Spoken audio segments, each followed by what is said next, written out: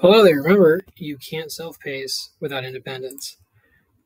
Independence requires knowing what is the workshop model, what are the students' responsibilities, and what are the teacher responsibilities. So let's talk about this. The workshop model is just a way to talk about the fact that the classroom is a workshop. It's where you do your work, where I do my work, and we're working together. Okay? And in class, you can have all the resources you need. You have the textbooks, you have the Google Classroom slides, you have your Chromebook, you have everything you need to do the work ahead of you. And in class, you have collaborators and mentors, meaning that myself always as a mentor who is an expert on what you're working on, but also any students that are ahead of you in pace are able to mentor you on the knowledge they've already attained. Conversely, you can mentor other students who are working to get to where you have gotten in this unit. And at pretty much every time except for a mastery check, you're able to collaborate, to cooperate, to work together with other students in the same place so that you can do better and really get to understanding it, not just turning something in and hoping you get a good enough grade.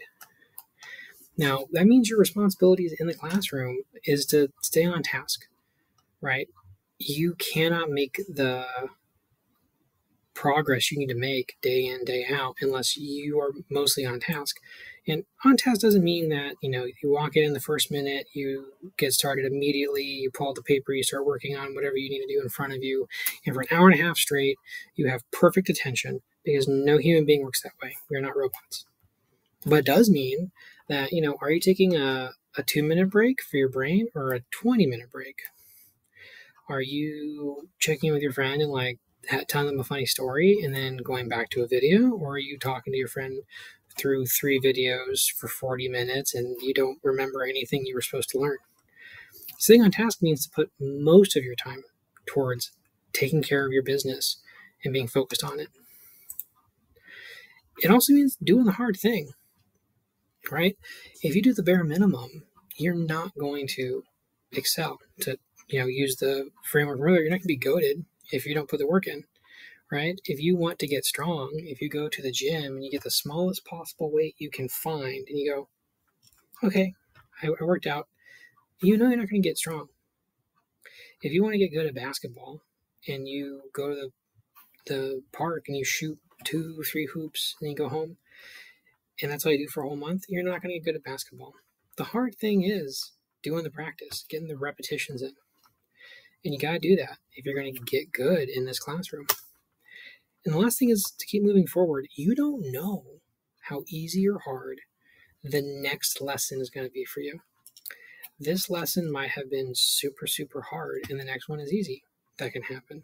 But the opposite can happen, that this lesson is really easy, and then the next one for you is super hard. And if you finish an easy lesson and you're like, oh yeah, these are easy, I got this. Oh, there's 15 minutes left of class, but I'm on pace. I'm just gonna chill. You come in the next day and that next lesson is super, super hard, and you're trying and you can't get it done because it is really hard for you. You just don't get this one thing. Well, then you're behind. And if you had put those 40, 50 minutes the previous class period into the work, you would stay on pace. So you always want to be moving forward, making progress. Now, my responsibilities as your teacher is to provide you knowledge and support. I'm supposed to be the expert, right? I'm supposed to know most or all of these things. So I need to give you access to that knowledge, like in these videos, like when I do little small groups or anything like that. And I'm supposed to support you. I provide the resources you need. I try to sequence things to make it easier for you to learn. And, if you need extra help after school, I'm here for that. I also provide structure and feedback. You know how to learn in this classroom in a way that makes it so that you can reliably learn. You know where you're supposed to go, what you're supposed to do so that you're ready. And I provide feedback to help you grow and get better, to understand what you're doing right, what you should change, and continue to grow and improve.